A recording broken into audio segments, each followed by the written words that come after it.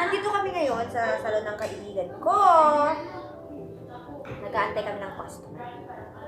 Kasi tutulong kami. Ito may-ari ng salon. Nag-aantay ko ng customer. Para may kumakatok. Check ko lang ha. May mga service kami. 5 services, 100 dirhams lang. Mamili ka dun sa mga 5 services na yan. Kasi wala pa akong customer eh. Sandali may kumakatok. Check natin ha. Check natin. May mga nag-aantay na akong customer pero wala sila pambayad. So, mamaya na sila. May kumakatok mga kababayan. Ang pangalan pala ng tawagan ko, Gold China. Papalitan ko siya ng Gold Philippines. Ayan, may kumakatok. Ay, good evening! Pasok po kayo. Papapasukin ko lang po. Sandali lang po.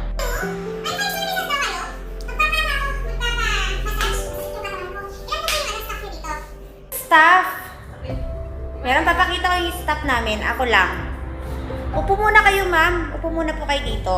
Tapos, antay lang po kayo. Prepare ko lang po yung, yung kama. Sandali lang po. Dito po yung kama. Ay, may tao dun. Ayan, dito po. Ito po yung kama. Ay, may tao dun. Ayan, dito po. Po kayo hihiga. Ayusin ko lang po, ma'am. Tapos, okay na po. Okay? Magpapamasahe na ako. Ang magmamasahe sa akin ay si Ating Ganda. Masahiin niya ako 1 oras.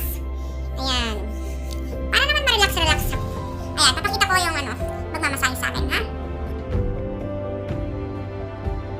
Si ate, ready na siyang magpamasahe. Mamasahiin ko na siya ng 1.5 oras dahil friend ko siya.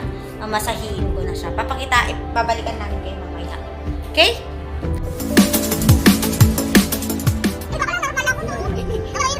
Intermission number 1. Ano ba naman ako? Sinabi ko ba? Oo, sabi mo yung guard daw. Meron sila pero...